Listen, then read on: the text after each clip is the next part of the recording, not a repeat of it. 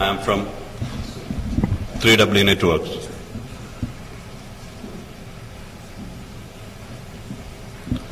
I know we are running late.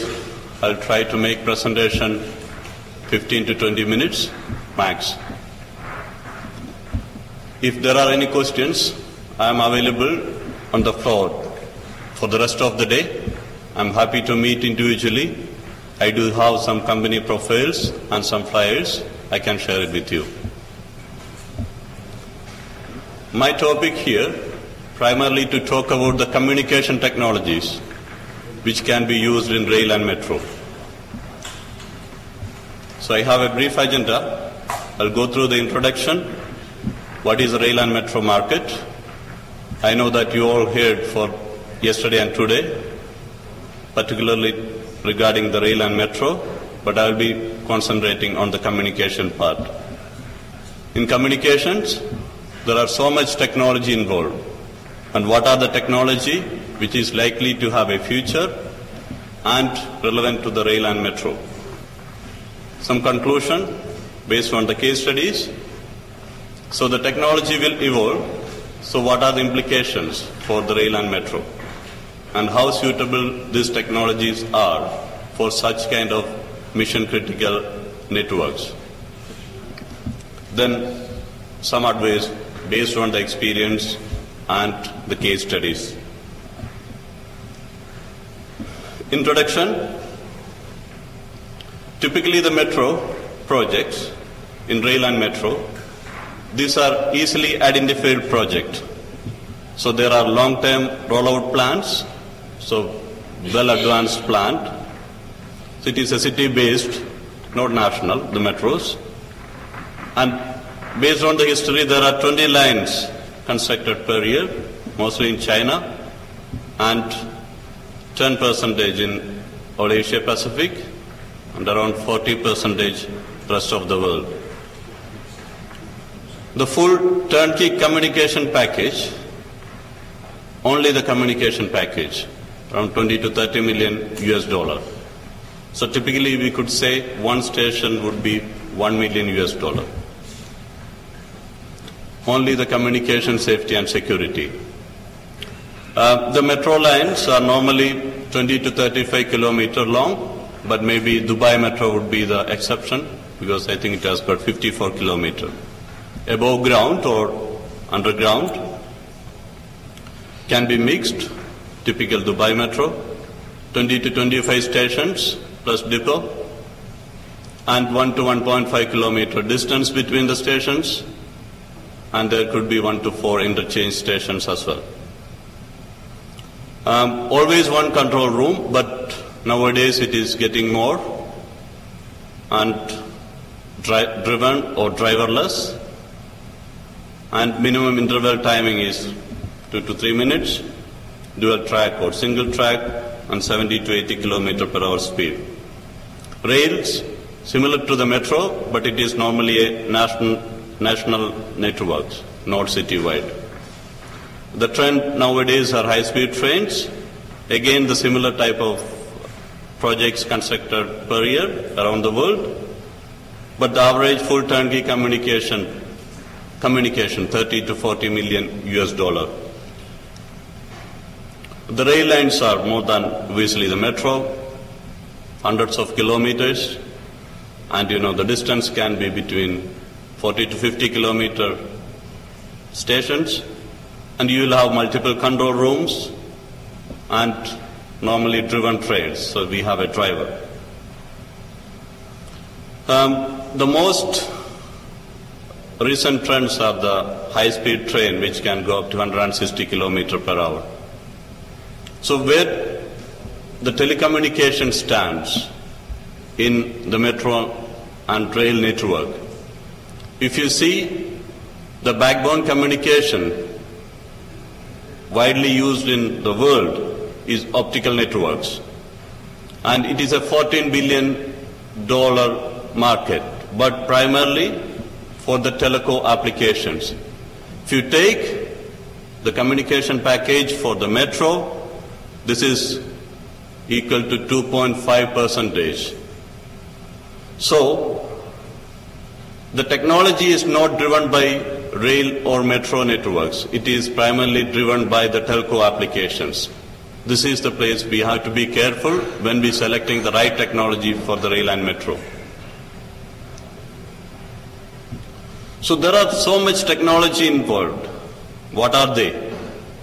And what is the future of this technology? This is important when we run any new project. By the way, this picture, what you see on the screen, this is one of our staging facility in Dubai, where we build telecommunication system integration for the projects in Middle East and African region. Yes, there are a lot of technology around and it is totally confusing. It is confusing for everybody. What is important?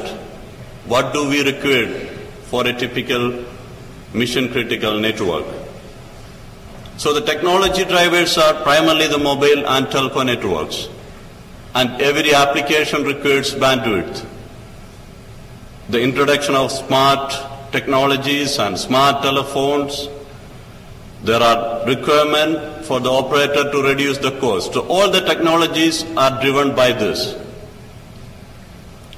The telco networks primarily, it is loaded with the internet data, video streamings and IPTV. One of the dominant technology which was used in optical transmission was SDH. It was optical fiber-based transmission system. It was in the market for last 35 years. However, due to the demand of packet transport, the SDH cannot take the load anymore. So, what is the best solution? The solution, keep the same quality of SDH, however, take out the SDH layer and go packet only, because most of the applications currently used in communications are packet-based channels. So if you go through the technologies, what was in the market since last 10 years, we heard about the SDH, and then the SDH could not meet the demand of the packet transport. It was moved into MSPP, multi-service provisioning platform or transport platform, which can handle the packet over SDH network. However, it has got some limitations. It is still marketed even in the rail networks, including the recent ones, MSPP and MSTP, or the next generation SDH is used. This cannot handle the traffic requirement where the technologies are moving. Then it was the time the RPR technology has been introduced to handle the Ethernet resilient packet ring protection.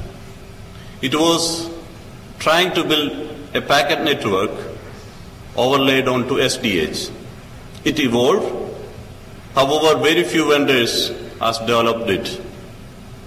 It failed because of these few vendors only involved in the design. However, it did not stop. Still, the technology vendors are marketing this solution, but I do not think there is any future. In rail and metro, we haven't seen this network or this technology because of the lack of protection mechanism. Then we heard about carrier Ethernet. This was an attempt to tackle the packet transport, which was primarily involved in all and every communication, new applications. It was good, however, it has got issues with the TDM, the time division multiplexing, which was the legacy technology, but still it is widely used because of the install base around the world. So the pure packet technology, the carrier Ethernet could not provide enough services for the TDM. It is still available, but very rarely used in rail and metro network. Now, IP MPLS, it is derived from the ATM technology, and it has been promoted by big vendors like Cisco, and it is a routing technology, primarily using MPLS tags, but it is not for a transport mechanism. It is still on layer 2 and layer 3. The technology itself is very much used in most of the rail or in other communication media. However, when it talks about transport, IP-MPLS is still a switch or routing network. Then there was a MPLS TP or TMPLS introduced by ITU, the International Telecommunication Union, and it has been revised as MPLS TP, and the technology is actually coming around this particular protocol. There are a lot of development happening, and I believe this would be the technology which for the new projects everybody should concentrate. Communication is very important in rail and metro. So the MPLS TP will primarily address the TDM traffic, the traditional traffic, as well as the new packet switching. This is what the important message. The packet transport network, this is the future which involve the optical transport network plus the packet transport. So it can handle all those technologies. The field-proven SDH technology, the high-capacity DWDM, plus the current requirement of packet technology in a single product range. Being a new product, it has got its own limitation. However, it is a future-proof technology. And this is going to change the design of the network. It has got MPLS or GMPLS control plane, which can do automated switching in case of any failures for your media, like fiber, or any station failures. It has got its own protection mechanism in-house. So the technology is going to evolve. So what are the implications for rail and metro?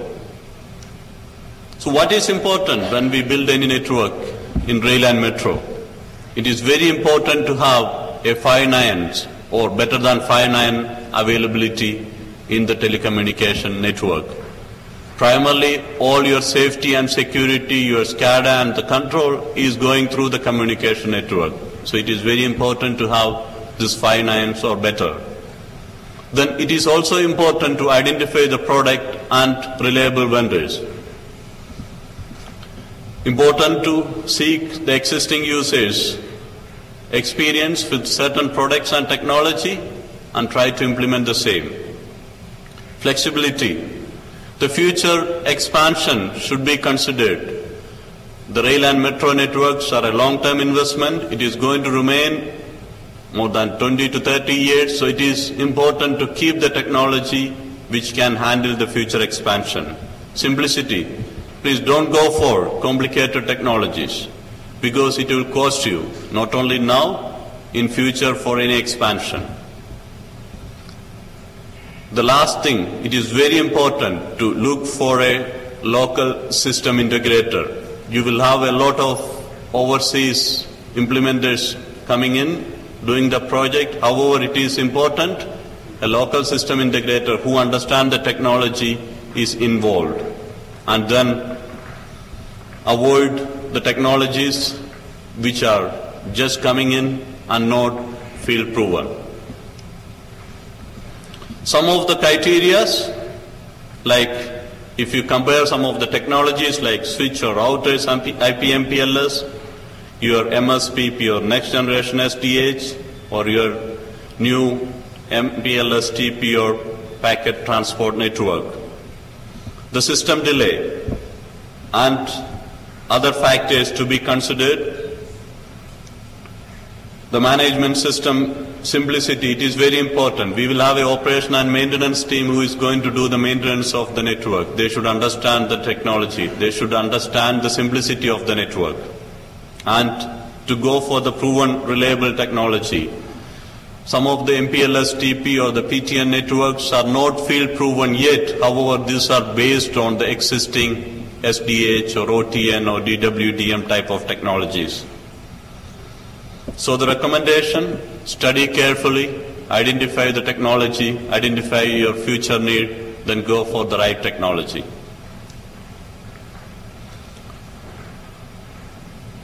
My conclusions on this: seek opinion from others and share your own experience with others. Maybe in this region, the Metro Rail Network forums are not very active, but I am sure in other regions there are active user groups which share the ideas and the technology and to discuss about the future network plan. Keep your mind open. Don't look just technology. Go beyond the technology and try to understand what is required for your secure and mission critical application. The technology will arrive. They will arrive like waves. However, it is important for you to look for this technology and identify the right choice for you. Because end of the day, the communication is so important in your network. Thank you very much.